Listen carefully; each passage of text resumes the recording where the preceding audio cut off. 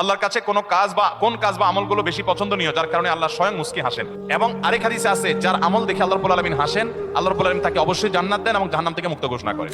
আমি অনেকবার তওবা করেছি, প্রত্যেকবারই ভঙ্গ হয়েছে। তাহলে কি আমি মুনাফিক হয়ে গেছি? বিভিন্ন এলাকায় অসুখ বিসুখ যাতে কম হয়, বার্ষিক সিন্নি, খোদাই সিন্নি, মহরমের সিন্নি নামে বিভিন্ন সিন্নি করা হয়, এগুলো করা কতটুকু বৈধ? মহিলাদের জন্য তালিম জায়েজ জানি, কিন্তু বর্তমানে মহিলারা যে সন্তান সংসার রেখে 2-3 দিনের জন্য তালিমে চলে যায় দূর দূরান্তে, এটা ইসলামের দৃষ্টিতে কতটুকু বৈধ? না, বিশেষ উদ্দেশ্য ছাড়া ফেসবুক বা মেসেঞ্জারে 3 বার কবুল বলি, তাতে কি আল্লাহর দরবারে বিয়ে কবুল হয়ে যাবে? এতে কি কোনো গুনাহ আছে?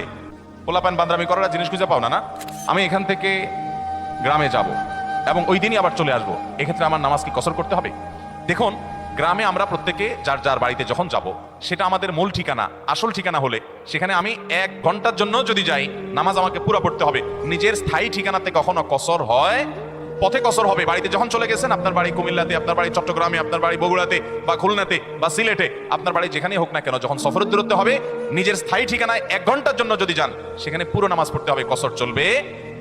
কিন্তু কিছু লোক আছে, গ্রামে বাড়ি আছে ঠিক আছে, কিন্তু তাদের গ্রামের বাড়ি এখন স্থায়ী ঠিকানা না। ধরুন আপনি ঢাকা শহরে বাড়ি কিনছেন বা ফ্ল্যাট কিনছেন, পাসপোর্টে, এনআইডিতে, সরকারি সব কাগজে পত্রে ঠিকানাতে আপনি স্থায়ী ঠিকানাও এটা, বর্তমান ঠিকানাও এটা। গ্রামের বাড়ি আছে, কিন্তু ওটা আপনার স্থায়ীও না, বর্তমান ঠিকানাও না, জাস্ট বেড়াইতে যান, ভাই ব্রাদাররা আছে, অন্যরা আছে, তাহলে ওইটাতে আপনি গেস্ট, সেখানে আপনি কসর পড়বেন। এবং এটা আপনার স্থায়ী এবং বর্তমান ঠিকানা হলে, অনেকে আছে বাড়িতে জমি জমা আছে, শুধুমাত্র থাকার ঘর বাড়িও নাই এবং ভাগযোগ হয়ে গেছে, সে শুধু গেস্ট হিসেবে যায়, ভাইদের মেহমান হয়ে যায়, তাহলে সে কসর পড়বে। আর না হলে স্থায়ী ঠিকানায় গেলে 1 ঘন্টার জন্য সে কি করতে হবে? পুরো নামাজ পড়তে হবে, যদি স্থায়ী ঠিকানা হয় তার গ্রাম। এরপরে প্রশ্ন হলো, আমি অনেকবার তওবা করে ভঙ্গ হয়েছে, তাহলে কি আমি মুনাফিক হয়ে গেছি? না ভাই, তওবা হওয়ার পর তওবা ভেঙে যাওয়াটা অস্বাভাবিক নয়। আপনারা খুশি হবেন শুনে, আমাদের রব আল্লাহ রাব্বুল আলামিনের একটা গুণবাচক নাম হলো তাওয়াব। কি নাম ভাই? তাওয়াবের মানে জানেন? আল্লাহু আকবার। রিপিটেডলি, বারবার যিনি বান্দার তওবা কবুল করেন।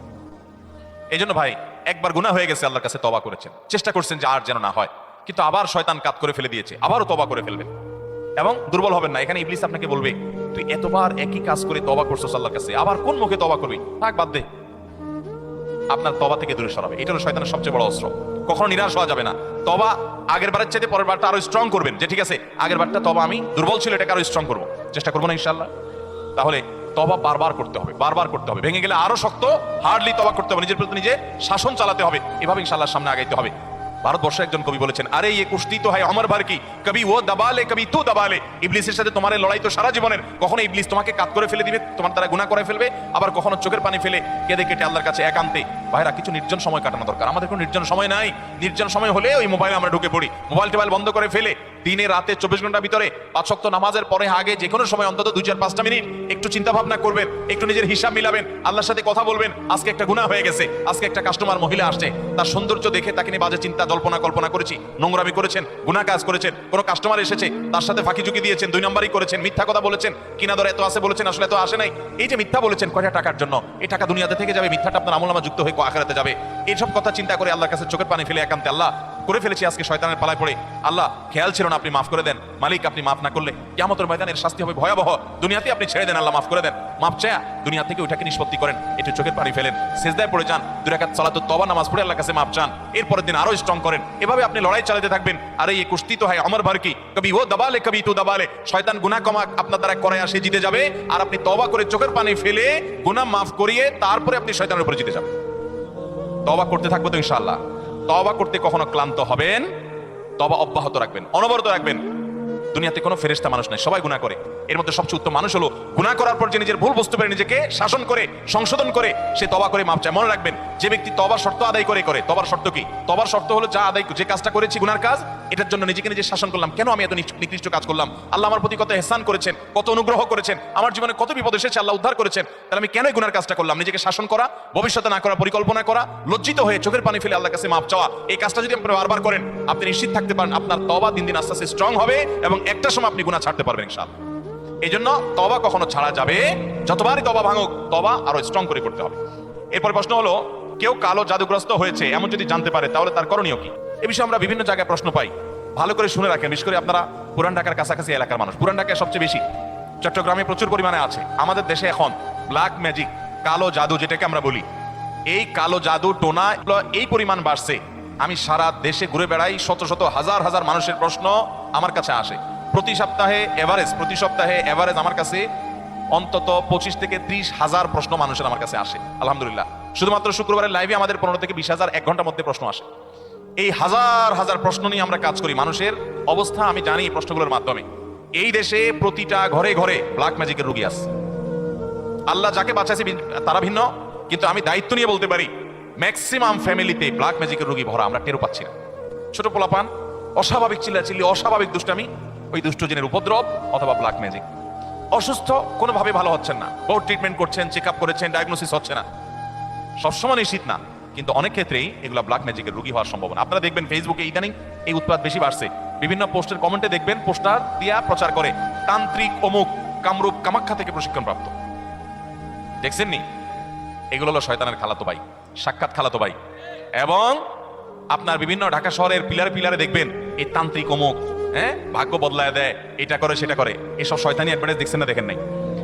ব্ল্যাক ম্যাজিক এটাকে এক সময় আমাদের এক শ্রেণীর শিক্ষিত মানুষ বলতো যে এগুলো হুজুরদের আজগুবি কথা, কিসের আবার ব্ল্যাক ম্যাজিক, দেখা যায় না, শোনা যায় না, বুয়া বোকাস কথাবার্তা। ভাইরা আমার, এই যে কদিন আগে বিশ্বকাপ ফুটবল শেষ হয়ে গেল, আমি নিজে অনেকগুলো মিডিয়াতে দেখেছি বিশ্বকাপ ফুটবলে অনেক বড় বড় খেলোয়াড়দেরকে দুর্বল করার জন্য প্রতিপক্ষের খেলোয়াড় বা বাজিকরেরা বিভিন্ন লোকেরা ব্ল্যাক ম্যাজিক করেছে এবং কোটি কোটি টাকা খরচ করে ব্ল্যাক ম্যাজিক করে তাদেরকে অচল করে দেওয়ার চেষ্টা করে।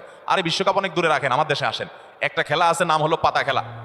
আপনি গুগলে সার্চ দিয়ে যে পাতা খেলা দেখলে আপনি পাবেন। আমি সার্চ দিয়ে অন্তত 2-4-5টা জাতীয় দৈনিকের রিপোর্ট, প্রতিবেদন, এই খেলার আদ্য পান্ত জেনে কথা বলছি। আমি আলহামদুলিল্লাহ ওই ফেসবুকে ঠুনকো ঠানকো কোথায় কি পাইছে টাইছে এগুলো নিয়ে আমি কথা বলি না, বক্তব্য দেই না। আমি চেষ্টা করি যেটা বলবো যেটা জেনে শুনে দায়িত্ব নিয়ে তারপরে আমি বলার চেষ্টা করি। এই পাতা খেলার উপরে আমি অনেক পড়াশোনা ঘাটাঘাটি করেছি, অনলাইনে অনেক আর্টিকেল পড়েছি, অনেক প্রতিবেদন পড়েছি। আমাদের দেশে হয়, আপনার উত্তরবঙ্গের দিকে বিশেষ করে হয়, অনেক জেলাতে। এই পাতা খেলাটা অবাক করা এক খেলা, যে এটা পুরাটাই ওই জাদু মন্ত্রের খেলা। এবং এটা আমাদের দেশে অনেক আগে থেকে একসময় হিন্দুদের মধ্যে প্রচলন ছিল, এখন মুসলমানরা এটা কোনো দোষী কিছু মনে করে না, পড়তেছে। রীতিমতো কুফুরি এবং ইমান চলে যাওয়ার মতো বিষয়। এখানে কুফুরি কিছু মন্ত্র আছে, শয়তানি কিছু মন্ত্র আছে। শয়তান আমরা যাকে দেখি না, এটা আরেক আলোচনা, ঘন্টায় ঘন্টা আলোচনা করতে হবে, শয়তান নিয়ে আজকে আলোচনা করবো না। এই শয়তানের মন্ত্র, কুফুরি মন্ত্র, এই মন্ত্র পাঠ করার মাধ্যমে এই অলৌকিকত্ব দেখা যায়। কি হয়েছে, একটা লোকের নাম দেয় পাতা, আসলে ওরকম আদতে কোনো পাতা না, একটা ব্যক্তি। তো ওই ব্যক্তিকে দূর থেকে একজন জাদুকর সে মাটিতে এরকম মন্ত্র পড়ে। ওই যে যারে নাম দিছে পাতা, তার সে নিজেও জাদুকর।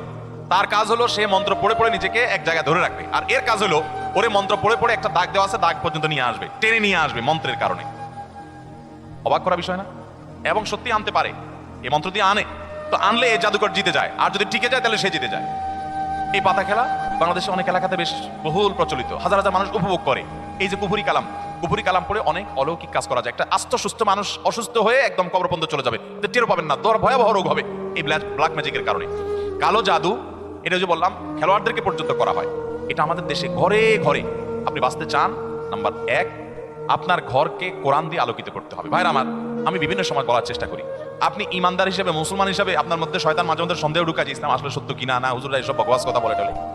আপনার ইমানের প্রতি কোনো প্রকার সংশয় শয়তান সৃষ্টি করতে চায়, আমি আপনাকে দায়িত্ব নিয়ে আল্লাহর শপথ করে বলতে পারি, এই কোরআন হলো এমন এক জীবন্ত মিরাকল, জীবন্ত মুজিজা।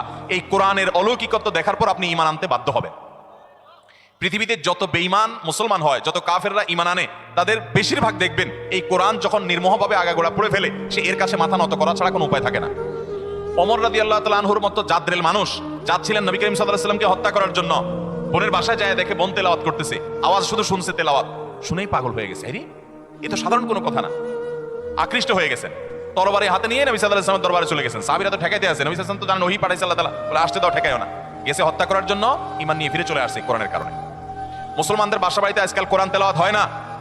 আপনার বাসা বাড়িতে কোরআন তেলাওয়াত চালু করেন, আওয়াজ দিয়ে, উচ্চস্বরে, মনে মনে না, আওয়াজ দিয়ে কোরআন তেলাওয়াত চালু করেন, কোরআন পড়েন এবং অডিও চালায় রাখেন। ব্ল্যাক ম্যাজিক, দুষ্টজনের উপদ্রব থেকে বাঁচার জন্য এটা মহৌষধ। বিশেষ করে একটা সূরা বাকারা জোরে জোরে নিজেরা তেলাওয়াত করেন। তেলাওয়াত করতে পারেন না তো অডিও চালায় রাখেন। সূরা বাকারার তেলাওয়াত যত বেশি ভাষায় চালু করে রাখবেন, নবী সাল্লাল্লাহু আলাইহি ওয়াসাল্লাম হাদিসে বলা আছে দুষ্টজিন এবং শয়তান ভাষায় প্রভাব ফেলতে পারবে না। এক। দ্বিতীয় আমল, তাহলে কোরআন বেশি বেশি পড়বেন, বিশেষ করে সূরা বাকারা। দ্বিতীয় আমল হলো সকাল সন্ধ্যার দোয়া এবং জিকির, এগুলো নিয়মিত পড়বেন, এগুলো রক্ষা কবচের মতো কাজ দেয়।